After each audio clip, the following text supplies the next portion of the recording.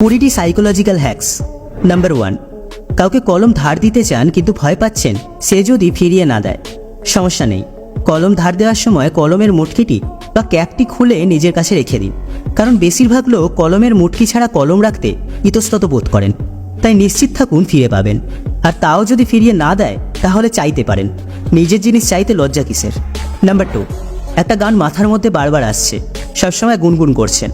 ইউটিউবে সম্পূর্ণ গানটি 2 থেকে 3 বার শুনুন, মাথা থেকে গানটি চলে যাবে। নাম্বার 3, আপনার বন্ধু কি আপনাকে বিশেষ নামে ডেকে জ্বালাতন করছে? পরের বার থেকে আপনাকে খ্যাপালে রাগ না করে একটা নকল অট্টহাসি দিন, কয়েকদিন পরেই দেখবেন ও আর আপনাকে জ্বালাতন করবে না।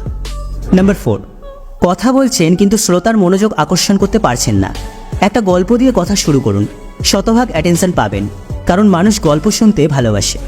নাম্বার 5, প্রতিদিন অন্তত একজন অপরিচিত মানুষের সাথে কথা বলুন, হোক সে ছেলে কিংবা মেয়ে, এতে আপনার যোগাযোগ দক্ষতা বৃদ্ধি পাবে। নাম্বার 6, সারাদিন কি করে কাটাবেন ভেবে পাচ্ছেন না? দিনের শুরুতে একটা টু ডু লিস্ট বানিয়ে ফেলুন, দিনটি আরও কর্মক্ষম যাবে। নাম্বার 7, কারো সাথে কথা বলার সময় তার চোখের দিকে তাকান, সে মনোযোগ দিয়ে শুনতে বাধ্য। নাম্বার 8, হঠাৎ একটা গুরুত্বপূর্ণ তথ্য চোখে পড়ল, একটা প্রশ্ন মাথায় এলো, নোটপ্যাডে লিখে রাখুন। আপনার ব্রেন আপনাকে ধোঁকা দিতে পারে, কিন্তু নোটপ্যাড আপনাকে ধোঁকা দেবে না। নাম্বার 9, কারো ভালো বন্ধু হতে চান, তার কাছে ছোট ছোট সাহায্য নিন, যেমন তার থেকে একটা বই একদিনের জন্য ধার নিন বা কলম ধার নিন, তবে ফেরাতে ভুলবেন না। নাম্বার 10, যদি ঘুম পরিপূর্ণ না হয়ে থাকে তবে মস্তিষ্ককে বলুন আমি অনেক ভালো ঘুমিয়েছি, দেখবেন অনেকটা প্রশান্তি লাগছে, এটা চমৎকার কাজ করে। নাম্বার 11, কেউ আপনাকে অপমান করছে, তাকে হারিয়ে দিতে চান, কোনো প্রতিক্রিয়া দেখাবেন না, কিছু না বলে শুধু সবার সামনে দিয়ে তাকে এড়িয়ে চলে যান, এটা তার অহংকারকে আঘাত করবে এবং আপনাকে খোঁচা দেওয়া থেকে বিরত থাকবে। নাম্বার 12, বুঝতে চান কেউ আপনার কথায় মনোযোগী কিনা? আপনার বলা বাক্যটাকে সামান্য পরিবর্তন করে পুনরায় বলুন, যদি সে মনোযোগী হয় তবে তার মুখভঙ্গি কিছুটা পরিবর্তন হবে, অথবা সে বাক্যের পরিবর্তনকৃত অংশটা ধরে ফেলবে।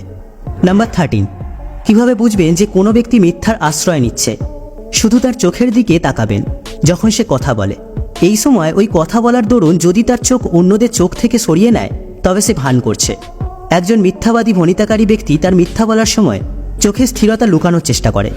নাম্বার 14, নেতিবাচক চিন্তাভাবনা থেকে পরিত্রাণ পেতে চান, নিজের কাছেই নিজের যুক্তি প্রশ্ন ছুঁড়ে দিন।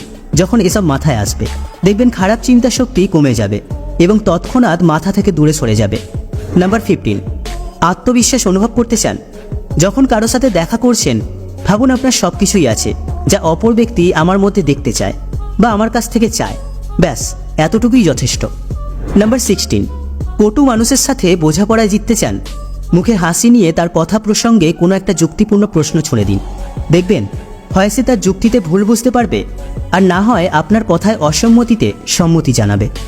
নাম্বার 17, গোলমেলে পরিস্থিতিতে মানসিক চাপ কমানোর জন্য যে কোনোভাবে মুখে একচিলতে হাসি আনুন, তৎক্ষণাৎ মন ফুরফুরে হবে ও প্রশান্তি পাবেন।